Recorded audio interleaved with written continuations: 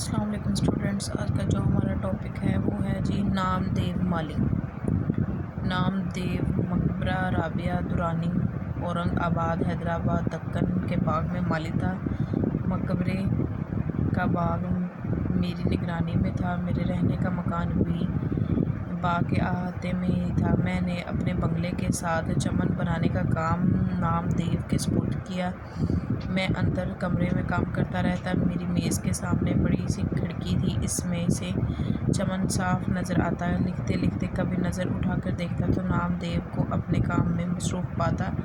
بعض دفعہ اس کی حرکتیں دیکھ کر بہت تعجب ہوتا۔ مثلاً کیا دیکھتا ہوں کہ نام دیو اپنے پودے کے سامنے بیٹھا ہے، پانی ڈال کر ڈول درست کی اور ہر رخ سے پودے کو مڑ مڑ کے دیکھا، پھر الٹے پاؤں پیچھے ہٹ کر اسے دیکھنے لگا۔ دیکھتا جاتا اور مسکراتا اور خوش ہوتا۔ یہ دیکھ کر مجھے حیرت بھی ہوتی اور خوشی بھی۔ اب مجھے اس سے دلچسپی ہونے لگی، یہاں تک کہ بعض اوقات اپنا کام چھوڑ کر اسے دیکھا کرتا، مگر اسے کچھ خبر نہ ہوتی کہ کوئی دیکھ رہا ہے۔ وہ اپنے کام میں مگن رہتا۔ اس کے کوئی اولاد نہ تھی۔ وہ اپنے پودوں اور پیڑوں ہی کو اپنی اولاد سمجھتا اور اولاد کی طرح ان کی پرورش کرتا۔ ان کی سرسبز اور شاداب دیکھ کر ایسا ہی خوش ہوتا جیسے ماں اپنے بچوں کو دیکھ کر خوش ہوتی ہے۔ وہ ایک ایک پودے کے پاس بیٹھتا اور ایسا معلوم ہوتا گویا ان سے چپکے چپکے باتیں کر رہا ہے۔ مجھے جیسے جیسے وہ بڑھتے اور پھلتے، اس کا دل بھی بڑھتا اور پھولتا تھا۔ اس کو توانا دیکھ کر اس کے چہرے پر خوشی کی لہر دوڑ جاتی۔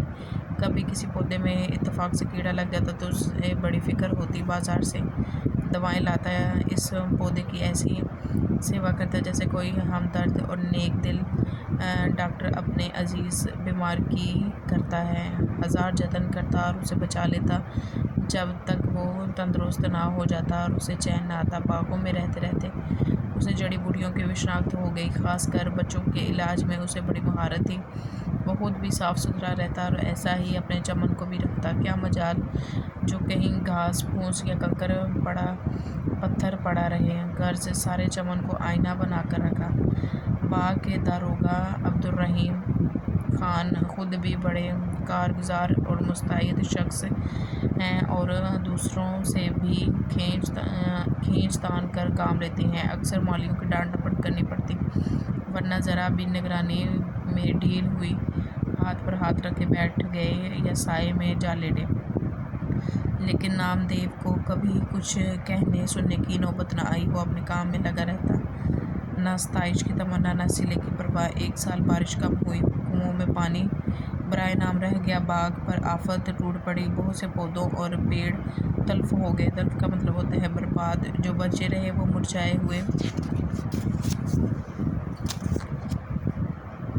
تھے، لیکن نام دیو کا چمن ہرا بھرا تھا۔ وہ دور دور سے ایک ایک گھڑا پانی کا سر پر اٹھا کر لاتا اور پودوں کو سینچتا۔ جب پانی کی قلت اور بڑھی اور اس نے راتوں کو بھی پانی ڈھو ڈھو کر لانا شروع کیا۔ پانی کیا تھا، یوں سمجھیں کہ آدھا پانی اور آدھا کیچڑ ہوتی تھی، لیکن یہی گدلا پانی پودوں کے حق میں آب حیات تھا۔ میں نے اس بے مثل کارگزاری پر اسے انعام دینا چاہا، اس نے لینے سے انکار کر دیا۔ شاید اس کا کہنا ٹھیک ہے کہ اپنے بچوں کے پالنے پوسنے میں کوئی انعام کا مستحق نہیں ہوتا۔ جب اعلیٰ حضرت حضور نظام کو اورنگ آباد کی خوشگوار آب و ہوا میں باغ لگانے کا خیال ہوا تو یہ کام ڈاکٹر سید سراج الحسن، نواب سراج یار جنگ بہادر ناظم تعلیمات کو تفویض ہوا، سپرد کیا گیا۔ تفویض کا مطلب ہے سپردگی، تحویل۔ ڈاکٹر صاحب کا ذوق باغبانی مشہور تھا۔ مقبرہ رابعہ درانی اور اس کا باغ جو اپنی ترتیب اور تعمیر کے اعتبار سے مغلیہ باغ کا بہترین نمونہ ہے، مدت سے ویران اور سنسان پڑا ہے، آج ڈاکٹر صاحب کی بدولت سرسبز، شاداب اور آباد نظر آتا ہے۔ ڈاکٹر صاحب کو آدمی پرکھنے میں بھی کمال تھا۔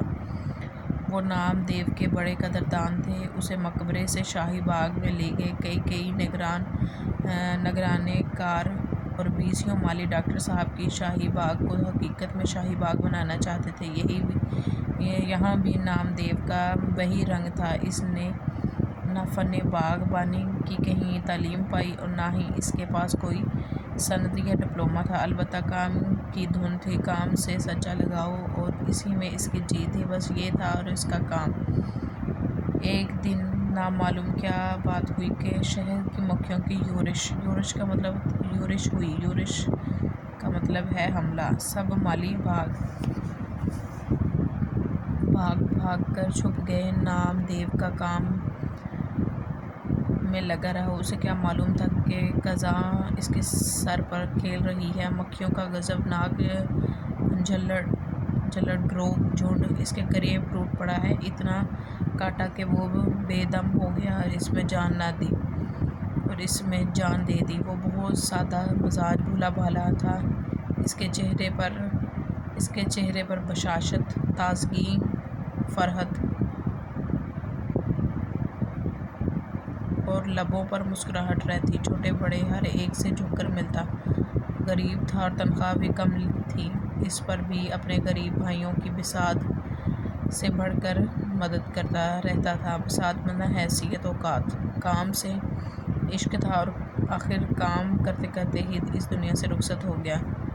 گرمی ہو یا جھاڑا، دھوپ ہو یا سایہ، وہ دن رات برابر کام کرتا رہتا اور اسے کبھی یہ خیال نہ آیا کہ میں بہت کام کرتا ہوں یا میرا کام دوسروں سے بہتر ہے۔ اس لیے اسے اپنے کام پر فخر یا غرور نہ تھا۔ وہ سب کو اچھا سمجھتا اور دوسروں سے محبت کرتا تھا۔ وہ غریبوں کی مدد کرتا، وقت پر کام کرتا، آدمیوں، جانوروں، پودوں کی خدمت کرتا۔ جب کبھی مجھے نامدیو کا خیال آتا ہے تو میں سوچتا ہوں کہ نیکی کی کیا اور بڑا آدمی کسے کہتے ہیں۔ ہر شخص میں قدرت نے کوئی نہ کوئی صلاحیت رکھی ہے۔ اس صلاحیت کو درجہ کمال تک پہنچانے میں ساری نیکی اور بڑائی ہے، لیکن درجہ کمال تک پہنچنے کی کوشش ہی میں انسان بنتا ہے۔ حساب کے دن جب اعمال کی جانچ پڑتال ہوگی تو خدا پوچھے گا کہ میں نے جو استعداد مطلب فطری صلاحیت تجھ میں ودیعت اللہ کی عطا کردہ صلاحیت کی تھی، اسے کمال تک پہنچانے اور اس سے کام لینے میں تو نے کیا کیا اور خلق اللہ کو اس سے کیا فیض پہنچایا۔ اگر نیکی اور بڑائی کا یہ معیار ہے تو نامدیو نیک تھا اور بڑا بھی، ماخوذ از چند ہم اثر۔ آج کا جو ہمارا ٹاپک ہے وہ اختتام کو پہنچتا ہے۔ ملتے ہیں اگلے لیکچر میں۔ آپ میرے چینل کو زیادہ سے زیادہ لائک کریں، شیئر کریں اور سبسکرائب کریں۔ اللہ حافظ۔